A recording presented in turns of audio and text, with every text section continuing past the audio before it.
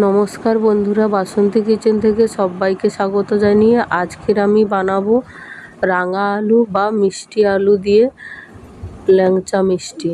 তো এই ল্যাংচা মিষ্টিটা ছানা মিষ্টির থেকে কোনো অংশে কম নয়। তো তার জন্য প্রথমে আমি গ্যাসের মধ্যে একটা কড়া বসিয়ে দিলাম, আর কড়াটা বসিয়ে দিয়ে দেখুন এই মিষ্টি আলুগুলোকে আমি সেদ্ধ করে নেব। তার জন্য একটা কড়ার মধ্যে আমি মিষ্টি আলুগুলোকে দিয়ে দিচ্ছি দেখুন, আর সেদ্ধ করার জন্য পরিমাণ মতো জল দিয়ে দিচ্ছি। তো এটাকে আমি 5-10 মিনিটের মতো সেদ্ধ করে নেব। তো ওপর থেকে একটা ঢাকনা দিয়ে দিচ্ছি দেখুন। তো দেখুন 5 মিনিটের পর সেদ্ধ করা হয়ে গেছে।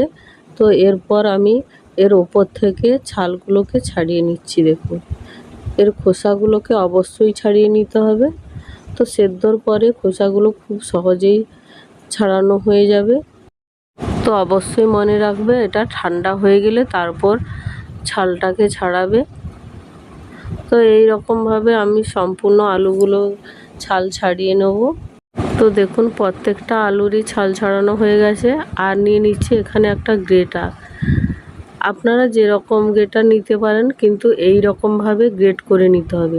গ্রেট করে নিলে এর যে শক্ত অংশগুলো থাকে ওগুলো আর থাকবে না, তাহলে মিষ্টিটা প্রচুর প্লেন হবে আর খেতেও দুর্দান্ত লাগবে। তো আমি সবগুলোকে এই রকমভাবে গ্রেট করে নেব। তো দেখুন গ্রেট করা হয়ে গেছে। এরপর হাতের সাহায্যে খুব ভালোভাবে মেখে নেব। আপনারা যেরকম ভর্তা মাখেন ঠিক সেই রকমভাবেই মেখে নেবেন। তো দেখুন ভর্তার মতো খুব সুন্দর করে মাখা হয়ে গেছে।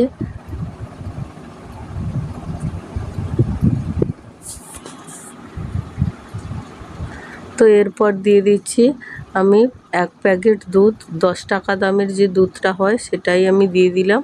তো আপনারা চাইলে দুধটা এখানে বেশিও দিতে পারেন, দুধ পাউডারটা। তো দুধ পাউডারটা দেওয়ার পর আমি ভালোভাবে এই মিষ্টি আলুর সঙ্গে দুধ পাউডারটাকে মিশিয়ে নিচ্ছি দেখুন।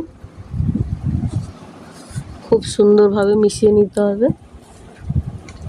আর দুধ পাউডারটা দেওয়ার কারণ হচ্ছে খুবই সুস্বাদু হবে, তার জন্যই দেওয়া।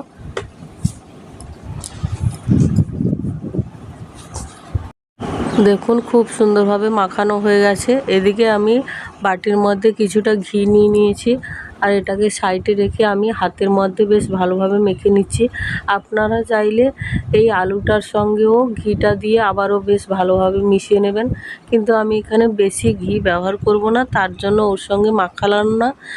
এরপর আমি অল্প একটু লেচি নিয়ে হাতের সাহায্যে এইরকম গোল করে নিচ্ছি। আপনারা যত গোল করে নেবেন তত দেখবেন মসৃণ হবে, আর মিষ্টিটা দেখতেও সুন্দর লাগবে আর ফেটে ফেটে যাবে না। তো দেখুন এরপর একটা আমি লম্বা শেপ দিয়ে দিলাম, ল্যাংচার শেপে দিয়ে দিলাম। আপনারা চাইলে বড় ছোট যেভাবে করে নিতে পারেন, কোনো অসুবিধা নেই। তো এই রকমভাবে আমি সবগুলো মিষ্টি বানিয়ে নেব।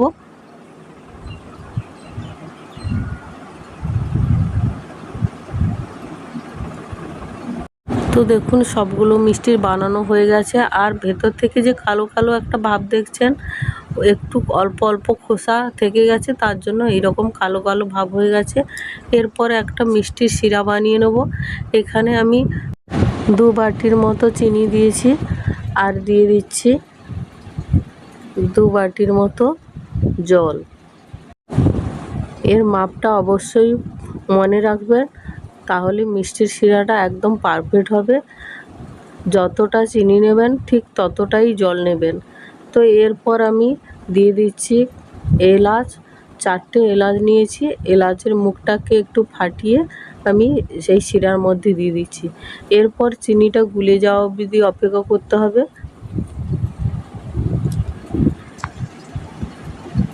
দেখুন চিনিটা গুলে এইরকম ফুটতে শুরু করে দিয়েছে।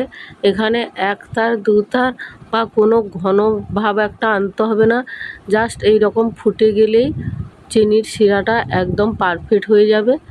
আর বেশি মোটা হয়ে গেলে তাহলে মিষ্টিটার মধ্যে রসটা তাড়াতাড়ি ঢুকবে না।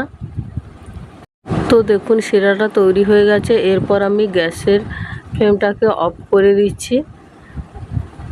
তো এরপর এটাকে আমি সাইডে রেখে দিয়ে এদিকে মিষ্টি বানানোর জন্য আমি চলে যাব। তো এদিকে মিষ্টিটা ভাজার জন্য গ্যাসের মধ্যে আবারও একটা কড়া বসিয়ে দিয়েছি, আর কড়াটা গরম হয়ে যেতে আমি এখানে দিয়ে দিচ্ছি সাদা তেল। তো মিষ্টিটা ভাজার মতো সাদা তেল দিতে হবে পরিমাণ মতো, আর মিষ্টিটাকে অবশ্যই ডুবো তেলে ভাজতে হবে, তাহলে খুব সুন্দর ভাজা হবে। তো দেখুন খুব বেশি পরিমাণে এখানে তেলটা গরম করে নিতে হবে, না হলে মিষ্টিটা ছেড়ে ছেড়ে যাবে।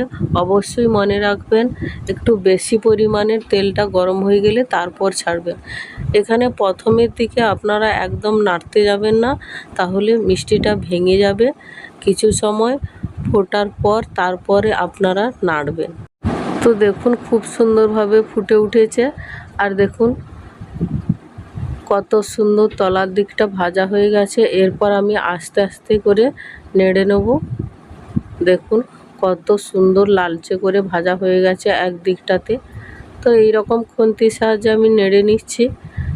আবারও কিছু সময়ের জন্য ভেজে নেব, কারণ এখনও এই সাদা বুদবুদ করে ভোঁড়াটা উঠছে। যতক্ষণ ভাবে এই রকমভাবে ভোঁড়া উঠছে ততক্ষণ ভাববেন যে এখনও বাকি আছে। একটু ভোঁড়াটা ওঠা কমে গেলে তখনই ভাববে যে ভাজাটা পারফেক্ট হয়েছে।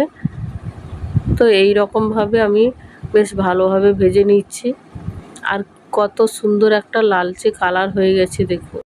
তো দেখুন মিষ্টিগুলো ভাজা হয়ে গেছে। তো এরপর আমি একটা ছাঁচার সাহায্যে তুলে নিচ্ছি, আর কত সুন্দর কালার হয়ে গেছে দেখুন। তো এরপর আমি তেলটা ঝরিয়ে নিয়ে সরাসরি মিষ্টিটাকে রসের মধ্যে দিয়ে দেবো। দেখুন আমি রসের মধ্যে দিয়ে দিচ্ছি। তো এই রকমভাবে যতগুলো ভাজা হয়েছে সবগুলো দিয়ে দিতে হবে। তো দেখুন কয়েক ঘন্টা রাখার পরে মিষ্টিটা কত সুন্দর হয়েছে। তো একটা প্লেট নিয়ে নিয়েছি, আর আপনাদেরকে কেটে দেখাচ্ছি মিষ্টিটা কত সুন্দর পারফেক্ট হয়েছে আর নরম তুলতুলে হয়েছে।